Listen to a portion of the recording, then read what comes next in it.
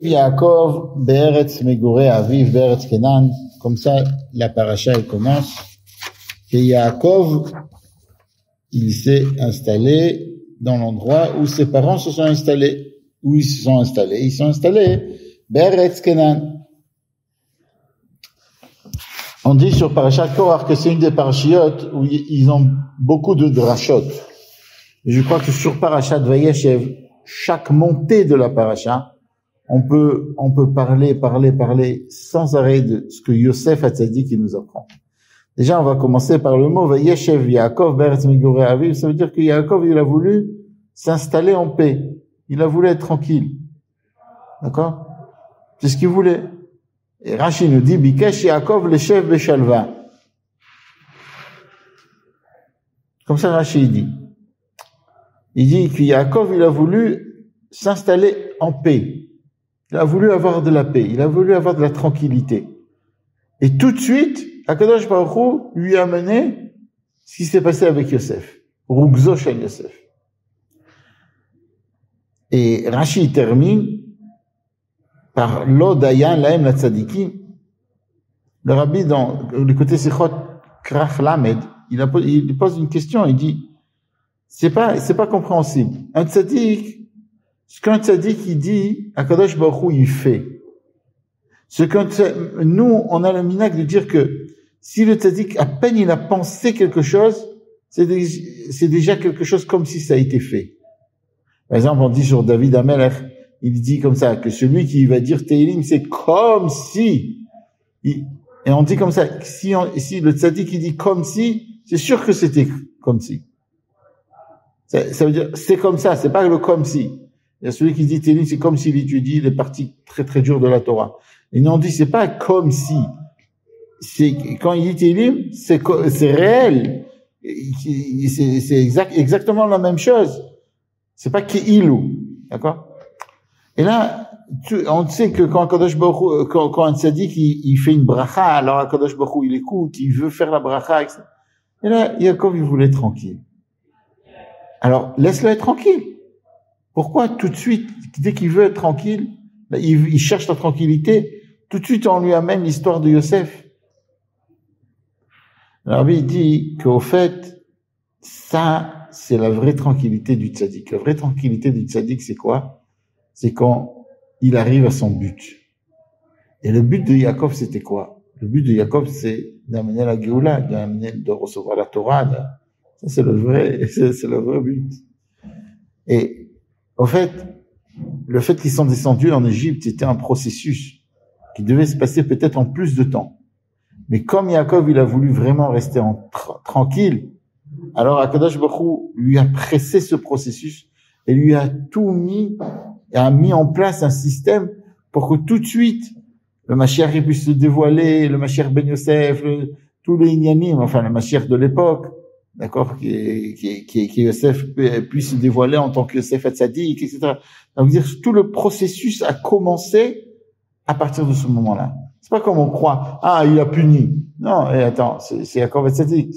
Donc c'est pas une punition, il fait ce qu'il lui demande. Des fois on demande certaines choses à Kadosh Baruch Hu, et on croit que non seulement on n'est pas répondu, mais on est répondu à l'inverse. Non seulement ça marche pas ce qu'on demande, mais ça marche de l'autre côté. Comme ça a l'air. Il faut savoir que des fois, c'est pas comme cela. Ça marche, ça a l'air que ça marche de l'autre côté, mais ça marche dans le bon côté. Et nous, par notre perception des choses, on peut pas voir la chose. On peut pas voir comme si ça allait bien. C'est impossible pour nous. Mais Akadosh Baruch Hu, il sait que même ce qui, pour nous, a l'air que ça ne marche pas, c'est quelque chose qui marche, c'est quelque chose qui avance. Pasuk, Veyosef urad mitzrayma. Ça veut dire quoi, Veyosef urad mitzrayma? Que on a fait descendre Yosef en Égypte. En fait, c'est une tragédie, c'est la vraie tragédie. C'est le moment où Yosef, il arrête d'être Yosef avec ses frères, avec son père, en Eretz Israël, avec la Kedusha de Eretz Israël, avec la Kedusha de son immense père, de Yaakov Avinu, et le patriarche, qui est le Prinat, Prinat Emet. Alors, si tu veux, dans les sphirotes, il y a Chesed, Gvura, Tiferet. Et Tiferet, c'est Emet. Et Emet, c'est Yaakov. Titen Emet le Yaakov. Alors, il y a deux manières d'écrire les sphirotes dans la Kabbalah. Il y a une manière de l'écrire comme ça. Chesed, elle donne à Gvura, qui donne Eret, qui donne à Netzach, qui donne, etc., qui donne à Yesod.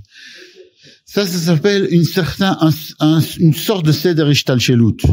Il y a l'Amida, elle va le donner à l'Amida qui est au-dessous d'elle. Ça veut dire la lumière, elle arrive en haut telle qu'elle est très très forte, et elle descend jusqu'à ce qu'elle arrive à Malchut, et Malchut, elle va donner à la Chochma dans le monde qui est plus bas. D'accord?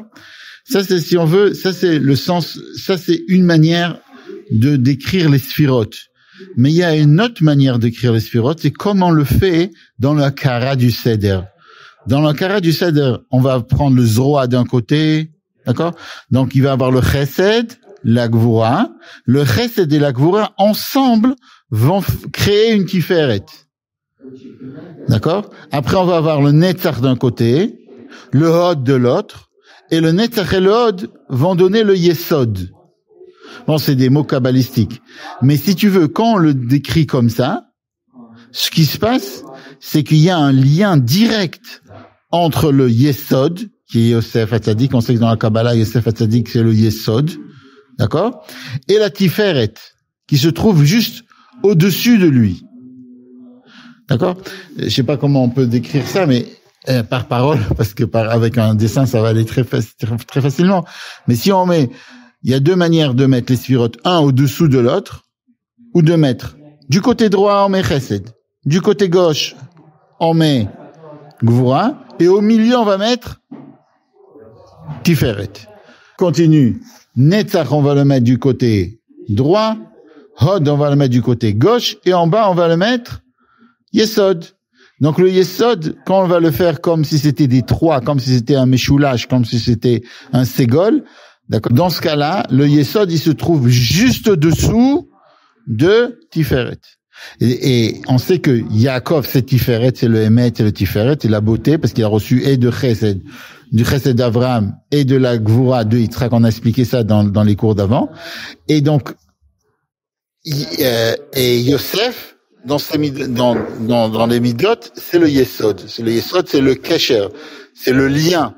C'est le lien qu'il y a entre les gens, entre les sphirotes, etc., qui se trouve directement dessus. Donc, on peut voir le lien qu'il y a entre Yosef et Yaakov. Et quand Yosef, d'accord, il est séparé. D'ailleurs, c'est une des raisons pour lesquelles les frères avaient vraiment peur de Yosef, c'est qu'ils croyaient que Yosef, il a été tout prendre de Yaakov, et eux, ils allaient pas rester, ils allaient pas faire partie réellement du peuple juif. Parce que qu'est-ce qu'ils ont vu? Ils ont vu qu'à chaque fois, il y en a un qui prend le tout des patriarches, et l'autre, il n'a rien. Au niveau spirituel, au niveau matériel, tout le monde a tout ce qu'il faut, mais au niveau spirituel, parce que celui qui a pris d'Abraham, c'est uniquement Yitzhak, et Ishmaël, il l'a pas pris. Celui qui a pris de Yitzhak, c'est Yaakov, et ça, il l'a pas pris. Alors ils se sont dit, puisque Yosef, il continue Yaakov, donc nous, on va pas vraiment faire partie du peuple juif. Et ils se sont trompés. Parce qu'à la fin, oui, ils ont fait partie du peuple juif, et c'est les 12 tribus, parce que Yaakov mitatosh lema, et comme on a vu avant, il y a plusieurs raisons de cela.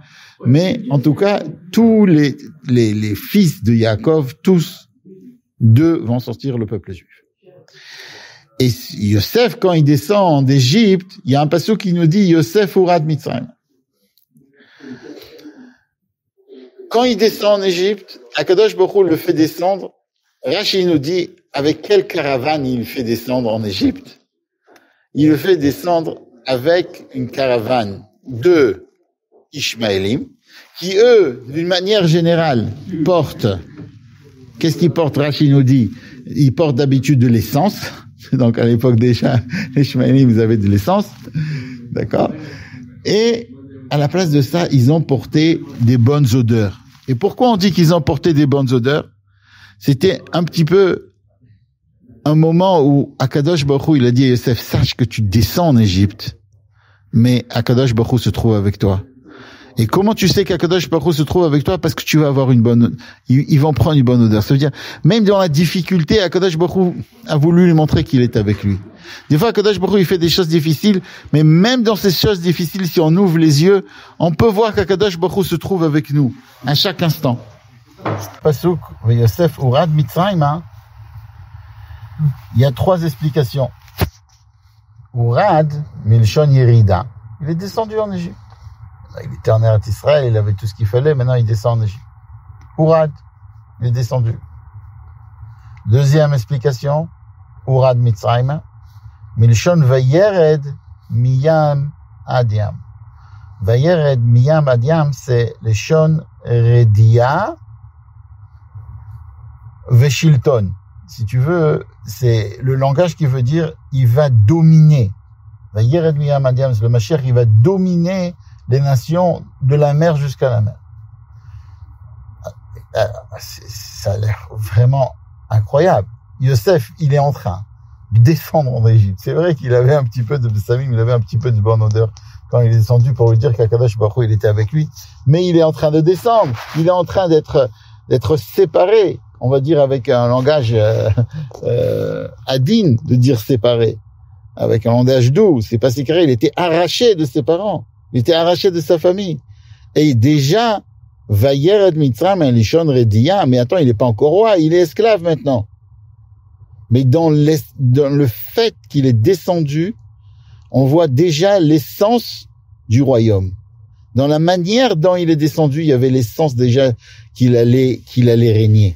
Parce que quelqu'un, c'est pas qu'il règne comme ça.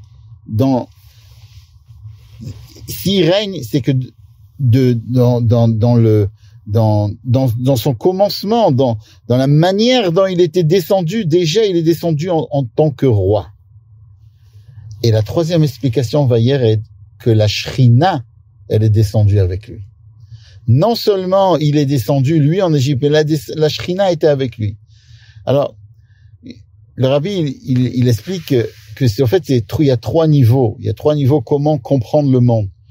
Ou prendre le monde et comprendre que le monde, que tout ce qu'il y a autour de nous qui n'a pas rapport avec la sainteté, c'est une descente, c'est quelque chose de bas, c'est quelque chose de descend. La deuxième manière, c'est de dire, ok, c'est vrai qu'il est bas, qu'il est descend, mais quand même, tout est sous contrôle. Et la troisième manière, c'est de dire, ok, non seulement c'est sous contrôle, mais j'arrive à mettre de la sainteté dedans. Et quand Yosef, il est descendu en Égypte, alors il arrive à mettre de la sainteté de partout. Là où il va, Akadosh Baruch Hu se trouve avec lui. Et là où il va, Akadosh Baruch Hu matzliach. Lui, il est matzliach. Pourquoi? Parce qu'il est avec Akadosh Baruch Hu. À tel point, Akadosh Baruch Hu, il est avec lui, que à chaque fois, il sent que s'il est là-bas, c'est parce qu'Akadosh Baruch Hu l'a envoyé là-bas. Quand il voit, à la fin de la paracha, quand il voit le Saraophim, le panetier, ou quand il va voir le Saramashkim, celui qui versait du vin, et il les voit comme ça, il lui dit, Madou apnechem raim, comment ça se fait que votre face est mauvaise? Mais comment ça se fait, Yosef Hatzadik serait dû être le premier qui comprend que le Saramashkim et le Saraophim, le panetier, et le Sar qui sert à boire du vin, leur face est mauvaise. Parce qu'avant, c'était des sarim, c'était des ministres. Et maintenant, ils se retrouvent en prison. Ils devraient comprendre, Yosef, pourquoi leur face est mauvaise. Mais Yosef, tellement il voyait à chaque endroit la Shrina, à chaque chose qu'il faisait, il voyait Akadosh Baruch Hu. Alors, pour lui, il arrivait à voir le bien dans tout. Donc, quand il voit des gens qui sont pas comme cela, il leur dit, pourquoi votre face est mauvaise? Parce que Yosef, il a compris que dans la Yérida, dans sa descente en Égypte, Déjà, quand il est descendu, il a compris, il a réussi à comprendre que c'est vrai que c'était une descente, mais c'était pour qu'il arrive à régner. C'était pour qu'il arrive à faire descendre la Shrina en Égypte. Et à la fin, il le dit aux frères. Il le dit aux frères puisqu'il dit, vous avez pensé de me faire du mal, mais Akadosh Baruch Hu a pensé à faire du bien. Ça veut dire c'est pour ça qu'il dit, je peux pas vous faire du mal parce que c'est Akadosh Baruch Hu, il avait déjà pensé à faire du bien. Donc votre acte est, si on veut, en quelque sorte, un bon acte puisque il est sorti du bien de ça. Parce que Yosef, il est tellement haut, c'est le Spirat Yesod qui est tellement haut, qui reçoit directement de la tifère, de la beauté, qui, dans chaque chose, il voit Kadosh Baruch Hu. Et même dans les moments les plus difficiles, il voit Kadosh Baruch Hu. Il comprend que Kadosh Baruch Hu est avec lui. Kadosh Baruch Hu lui montre aussi des simanim. Mais il comprend que Kadosh Baruch Hu est avec lui. Et je crois que c'est une des parachutes où vraiment on peut apprendre. C'est une paracha qu'on peut apprendre sur notre vie, que quoi qu'il se passe, il faut toujours essayer de voir le bien qu'il y a, qu'est-ce qui peut sortir de bien de cette chose-là. Et même si on n'arrive pas à le voir, parce que des fois le noir, l'obscurité, elle est trop obscure. Alors il faut y croire. Et à la fin, on arrivera comme à Yosef. La Yeret Mitzrayim, on sera au-dessus de la galoute. On va dompter la galoute. Non seulement on va dompter la galoute, mais on va pouvoir faire que le mal qui est jaillisse de ça une lumière. Et ça, c'est pour ça qu'on lit à chaque fois. À Hanouka, on va lire la parashat Vayeshev. Parce que Hanouka, c'est quoi? C'est dans l'obscurité, il y a de la lumière. Quand on voit qu'il y a plus de lumière, il y a plus rien, il y a plus de soleil. Le soleil s'est couché, c'est l'hiver, c'est le moment le plus dur. On peut dire que même là, il y a une lumière. Le Hanouka, ça s'est passé au deuxième temple. Dans les moments les plus durs que le peuple juif a passé. Il y avait une grande partie du peuple juif qui était pour, il y avait une certaine partie du peuple juif, une grande norme, une certaine partie du peuple juif qui était pour les Yévanim. Les Yévanim, ils étaient forts, ils avaient réussi à convaincre les Juifs de leur chemin. Mais malgré cela, les Hashmonim, ils se battent, ils arrivent à mettre de la Kedusha dans le Beth HaMikdash, dans cette obscurité. Et que Bezrat Hashem, la petite flamme de Hanouka jaillisse dans nous, non seulement à Hanouka, mais dans toute l'année. Et qu'on arrive à voir la vraie flamme, pas juste la flamme de Hanouka, la vraie flamme dans la venue du Mashiach Tzidkenu Tekef U'Miyad Mamash.